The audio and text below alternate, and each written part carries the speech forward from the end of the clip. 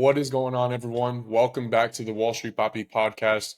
Today, we've got an absolute legend whose name is synonymous with innovation, hustle, and building extraordinary lives.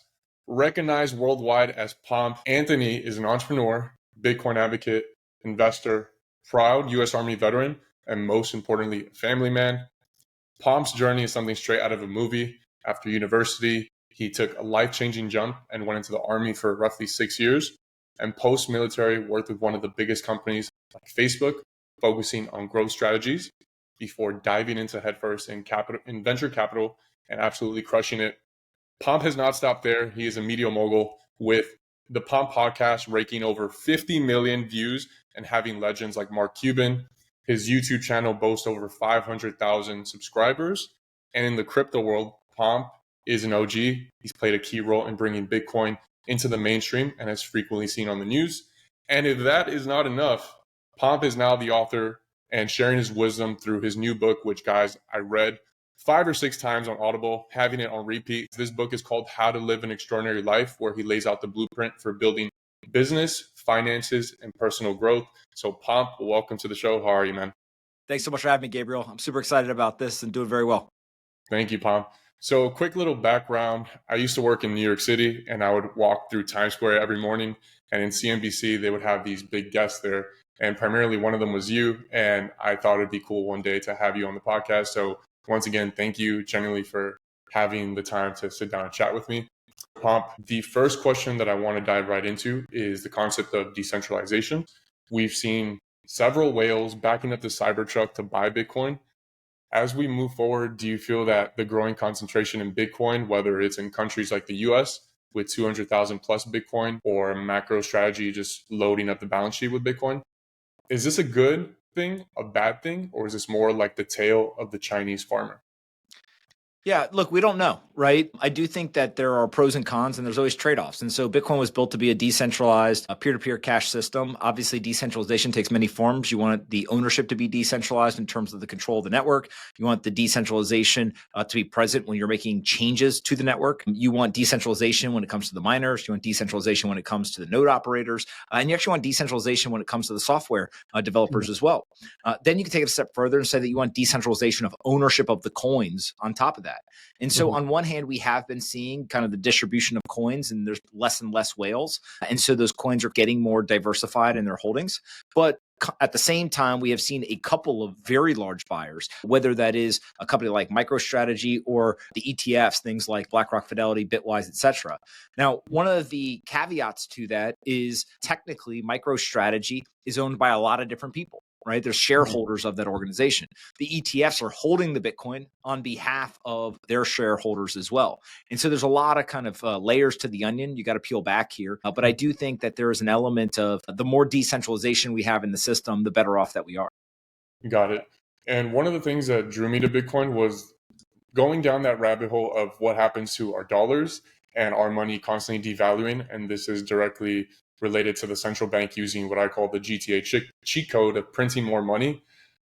Now, you mentioned all those points. Do you think that's like the pivotal one of having some sort of limit to the amount of money that we have to hold value for the average American? I think that there's definitely limitations that are present in the market, and some of them are self-imposed, some of them are coming externally. But the bigger thing that I would point to is when it comes to Bitcoin in particular, I think that Bitcoin is probably the most accessible asset in the world. So if you think about the ability to buy dollars, the ability to get stocks, the ability to buy gold, you can go through all the different asset classes. Bitcoin is probably the easiest one to buy on a global basis. And what that really means is that anyone with an internet connection is able to go ahead and acquire this. And a lot of those limitations are self-imposed because the accessibility is so high and the friction is so low.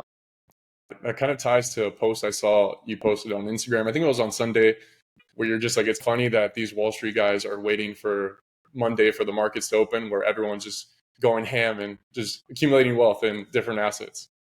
Yeah, I don't think I was very popular with all my friends on Wall Street after that one. But basically what I was pointing out is, look, we're watching Bitcoin hit an all-time high over the weekend, and they can't do anything. And it happens on holidays and various bank dates. So I think that is just a change in the market. But I do think that the stock market will eventually be open 24/7. And it'll be pretty interesting to see what the impact of that is. And let's say for the average individual, let's say they understand what blockchain technology is and they want to buy into Bitcoin. In your new book, How to Live an Extraordinary Life, you mentioned that rich people sell too early, but also they buy amazing assets and have diamond hands. And for Bitcoin, statistically speaking, if we were to just sit at home, buy Bitcoin, do nothing else, we would be up substantially. At what point do the smart people start to sell Bitcoin? I think that the really hardcore believers are focused on the fact that Bitcoin is something you never sell, right? It is an asset that on one hand will continue to appreciate in value. And so why would you sell something that's going to be worth more in the future? But I think there's also this belief that Bitcoin is ultimately going to be some sort of reserve asset. And so you'll be able to exchange your Bitcoin for goods or services that are priced in Bitcoin.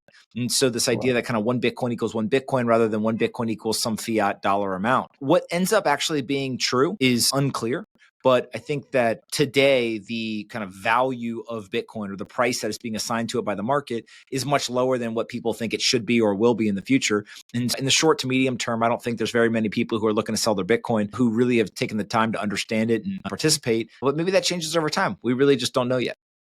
And I feel like for my friends and family, most of them that I ask, for one, they don't invest in stocks, and Bitcoin is like this black hole. They have no idea what it is. From the concept, from your standpoint, I know you've been very big on it early on. You spoke to Kevin O'Leary one time and you were just like, I'm all in on Bitcoin.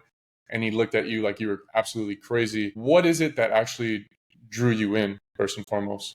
I think, look, most people show up to Bitcoin because they want to make money, right? It's a self-interest, an economic incentive that exists. And the beauty for me and for many other people is that as you start to learn more about Bitcoin, you go from, hey, this is a vehicle to make money to this is a vehicle that's important for the world. This is a vehicle that I actually don't want to sell for a variety of reasons. And it turns into something that you say less, how high can it go?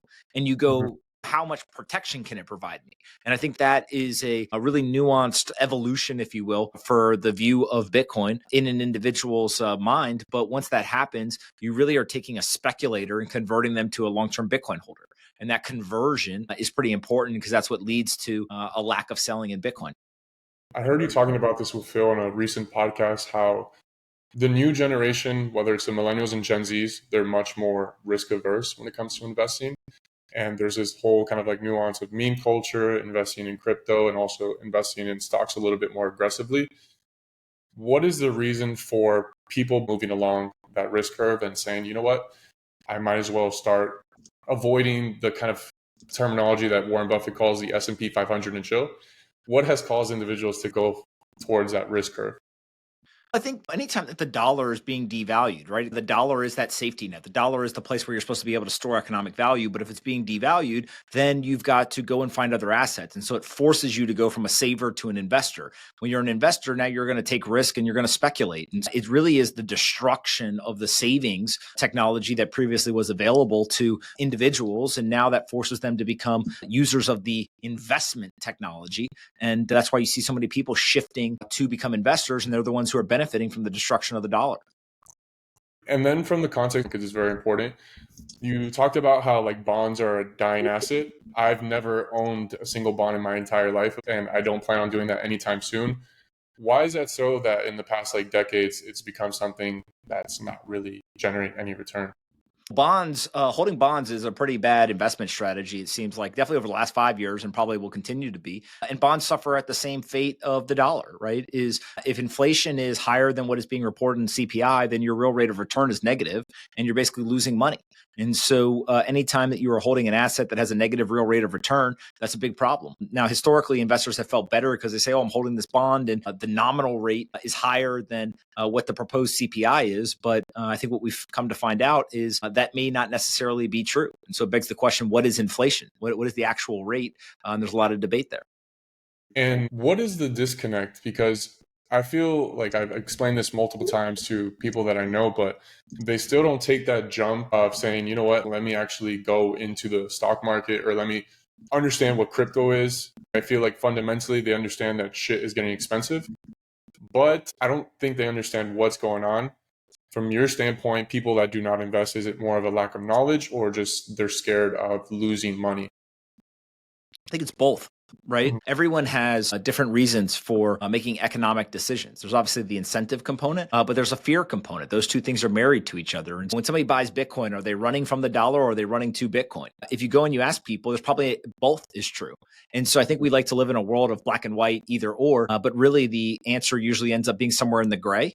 And that's okay. Understanding that economic markets are complex machines that have tons of inputs is pretty important to allocating capital. But it also leads to the intellectual stimulation of trying to figure out, why are prices going up? Why are prices going down? Could it just be one thing or could it be five things? And it really forces you to better understand how all of these things interact with each other. Statistically speaking, when I did the research, it's around 50% from what I found out online that the US population does not own investment assets. And we spoke about the Black Swan events already, but you said in one of the recent podcast episodes with Phil that the kind of like the time frame it takes to be up on an investment, if let's say it crashes, was like used to be 20 years. Now that time frame is shortening and shortening. So an individual can be invested, let's say, in an S&P 500 ETF, and in a shorter time frame, they will definitely be up, just statistically speaking. Why is that the case for people to understand? Anytime that you have a kind of acceleration in technology, there's somewhere you're compressing timelines. So a good example is if I wanted to communicate with you historically, then I would have to pull out a feather. I would have to get ink. I would have to write on parchment. I would then have to bundle that up, and I would have to then have a courier bring that to you, or a falcon, or whatever the technology of the day was. And depending on how far you were from me, that could take weeks, months, maybe a year if it had to go across a ship, etc. If you look at today, the technology has proliferated where we can literally in real time record a live conversation. So we've compressed the communication down so significantly. And so at the same time that you are accelerating technology, you're compressing somewhere else. What we have seen in financial markets is as we have accelerated so many of these technologies, you're compressing the market cycles. And so you get these faster turns of it. And so the example that I think you're referring to here is it used to be 20 years. If you hold for 20 years of US equities, you never lose. Now it is 4 years of Bitcoin. What is that? Technology has accelerated, so you've compressed that kind of holding timeline. I believe that eventually it will get even more compressed. Which assets it is, what technology it is, that's all up for debate. But I think that there's, again, talking about these intricate markets, if you have one thing that goes up, something else is either moving together or against it, right? Here it is, acceleration of technology is compressing a timeline somewhere. And so understanding the relationship between those two things is really important. And then would you say more information has created different styles in investing? Because I've seen for maybe the past couple of years, the kind of like the meme coin culture is very speculative, but there is some sort of asymmetric bets here. Is that the new kind of norm in a sense going forward, that there's actually substance behind this speculation of like meme culture? I think that meme culture is no different than what traditional investors would call like narratives or like animal spirits, right? Mm-hmm. If you think about a meme coin today, you usually have, whether it is an online pseudonymous identity or a real identity or whatever, that is like the person who is either creating or driving a lot of the interest behind a thing. And people are buying into the quote unquote narrative or into the meme, and they're speculating on what's going to happen. If you then go and you look in the traditional markets, I would argue that Berkshire Hathaway is the boomer meme. You have Warren Buffett. He literally is a financial influencer. He uses his annual letter. He uses his annual conference. He has people take a pilgrimage to financial Mecca in Omaha every year. It's live streamed to the world. And he basically created the meme of the nice, quaint grandpa who sits in Omaha and he basically holds for a long time. And his meme is, I am safe. I am sturdy. I am somebody who thinks long term. I am risk averse. If you actually go and you unpack it and you look, there are times where he outperforms the S&P. There's times where he underperforms the S&P. There are times where you could make the argument that he personally has had a very rocky, in the best description, personal life and made some pretty immoral decisions. On top of that, I think there's a lot of people in the younger generation that take issue with the companies that he has stuffed down the throats of Americans in terms of sugar, all these sodas and various technologies there. He has had a number of companies that have been accused of pretty bad behavior in terms of the financial services sector, whether it's Wells Fargo creating fake accounts or other pretty nefarious things. And then there's a lot of backroom dealing, right? His ability to call up the Treasury Secretary and get a sweetheart deal in the global financial crisis. basis or his ability to leverage the fact that his father was a congressman all ends up getting pushed aside. And people say, oh, this is the narrative. This is the meme, Berkshire Hathaway. And so again, don't hate the player, hate the game. Like narratives drive financial markets. And so you look at that and you say, people are complex, companies are complex, markets are complex. If you then extrapolate that back into crypto and you say, well, what's a meme coin? It's ultimately a narrative. And right now the narrative is that what you are doing is you are quote unquote trading culture.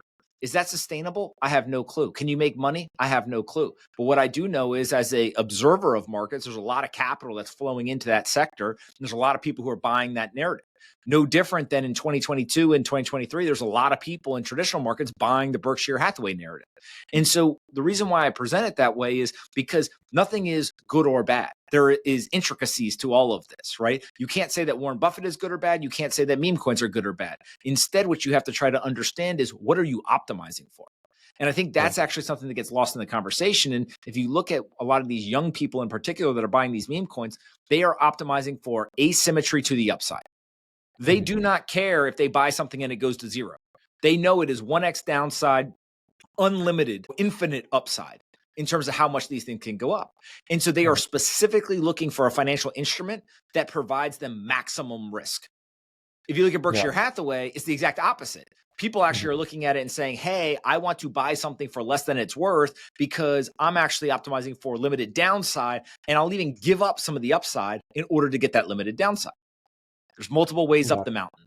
Both of those work. People are making money in both of them. And so rather than be a hater or a critic of either one, I think it's more so think of yourself as an observer and try to understand why are people allocating capital to these two things and understand what your game is, what your advantage is, and then go allocate capital based on that.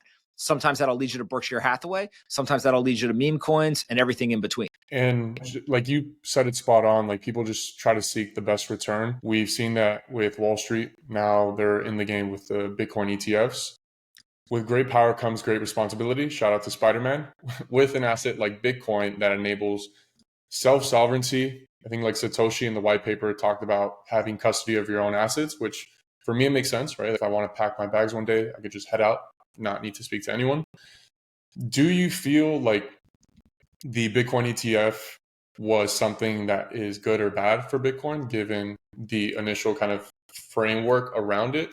Because I know a lot of people that, let's say they want to get into Bitcoin, but they're just like, dude, what if my Coinbase account gets hacked? What if my seed phrase for my ledger gets stolen? There's all these little things that they're scared of and they don't take that first step. Yeah. Look, I think that the ETFs are a seminal moment because they really signaled a change in the regulatory regime and it allowed for a lot of institutions to bring capital into the market. And again, complexity is a bad answer, but it's the truth, which is there's good aspects of the ETFs and there's bad aspects to the ETF. Bad aspects are things like it introduces centralization. It teaches people that you don't necessarily need to self-custody your assets. Good aspects, though, are there's a lot more people buying Bitcoin. There's a lot more people who now are going to benefit from it in their portfolio. And so I don't think of these things necessarily as good or bad. They're just things that exist. And what you have to ask yourself is, if I am optimizing, thinking about what is the impact on price, ETFs are probably pretty good. It's drastically opening access to a finite supply asset. If I am asking myself, does this increase or decrease the security? Does this increase or decrease certain risks? Each one of those things has to be evaluated on its own. But I do think that my personal opinion is that the ETFs are a net positive. That doesn't mean everything's great, doesn't mean everything's wrong. It just means that when you lay it all out based on how I view it today, the ETFs have been a net positive. And so I think that every person has to do that for themselves and understand how does a development like that affect their personal portfolio and what they're optimizing for. I would agree with your standpoint in the concept of like regulation. Now that Wall Street's in the game, gives it a little more level of like credibility for sure. And people are starting to see, oh shit, like even Wall Street's getting into the game. In terms of just like the SEC, we saw that Gary Gensler was like the King Joffrey of Game of Thrones in the real world. And since he stepped down and Trump nominated Paul Atkins, what do you foresee in the next couple of years? Look, I think that the SEC has a really difficult job, not just because it's crypto related, right? Imagine how many things go on in financial markets. So you've got to be able to understand what's happening with institutions and all the complexities there. Then you got to worry about what's going on with self-directed investors. Then you got to worry about venture capital and private equity. And then you got to look at public markets. And then you got to look at ETFs. You got to look at things like, what are we going to do with internationally listed companies that want to basically create a proxy here in the United States, and what is the impact on investors and what rights do they have? Then you got to look at things like, how are we actually going to handle disclosures? Oh, there's the introduction of social media. How does that play into the regulatory bodies? There's all these really hard questions. And so in one hand, can they be experts in everything? No. On the other hand, there's market participants that expect them to be experts on everything. They got to get up to speed. They got to create the rules. And so I think that where the disagreement has been, frankly, between the industry and the regulators up until recently has been, hey, we don't care whether there are more regulations or not. It just tells what the rules are.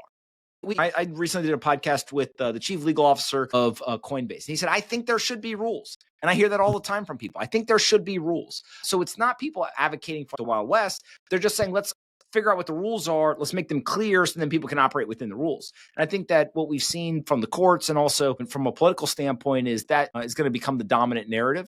It's just that people are saying, let's get clear rules in place and then allow entrepreneurs to go and build things. And in your personal opinion, do you feel like it should be zero rules or some sort of regulation? No, you can't have zero rules, right? Obviously, anytime that there's technology, there's money, there's those types of tools involved, good people will do the right thing and bad people will do bad things. And so obviously what you're trying to do is you're trying to deter bad actors and you're trying to encourage or promote good actors to build things and innovate and create economic value and get GDP going, et cetera. And so what those rules are that can solve those two problems, both in terms of deterrence and encouragement, is where the debate is. And it doesn't mean that you're going to end up with zero rules. You're going to end up with a lot of rules. It's just, I think that clarity and agreement is what people are looking for. Got it. Because I know some countries have banned it already. And I've heard some different individuals, I think it was Raoul Pal, but he talks about like the adoption of Bitcoin would go from third world countries and work its way up, given that their banking system is lacking. Do you feel like that's the case where the adoption will start from the third world countries and go up, or the inverse? It's interesting because if you think about where has Bitcoin been adopted, from a number of Bitcoin standpoint, probably the United States has been the big winner. We now have a very big portion of the mining. After China banned mining, there's a lot of publicly traded companies. There's the ETFs, like all that stuff is favoring the United States. But if you look at stable coins as an example, that has very much been an emerging market story. And there's a lot of people adopting it outside of the United States. And so I don't think that you can put a single kind of wide label on the industry. Instead, what I think you've got to be able to do is pick and choose your spots as to which technology are you talking about and how do you end up actually doing that. I feel like from a monetary standpoint, crypto is one of those things that is different from anything like we've seen historically, because it's not really dependent on a governing body or one specific group of individuals. And I feel like there are mostly good players in the world, but there are some few that do bad decisions and ultimately they ruin it for everyone. Like in the example of Cuba, my dad's side's from there. And my grandfather would always tell me stories about like when he was growing up, he had a certain amount of money. And then once communism came in, his value of everything he owned went to zero and he had to reset. And that story always stayed with me. Do you feel like the reason why the average individual should learn about Bitcoin for that reason of almost like a hedge to, say, in a worst case scenario, or how do you view it?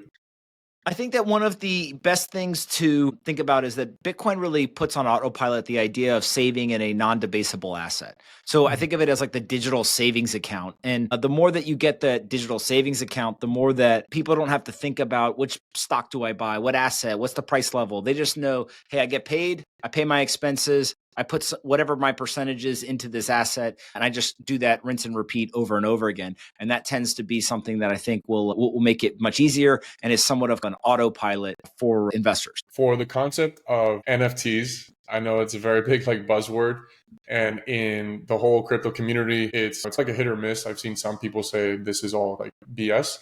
I spoke to Gary Vaynerchuk at a conference about a year and a half ago. I asked him the same question. I was like, what is your take on NFTs? He told me he believes in the technology, but 99% of the projects are dog shit. What is your take on NFTs? I think I agree with him.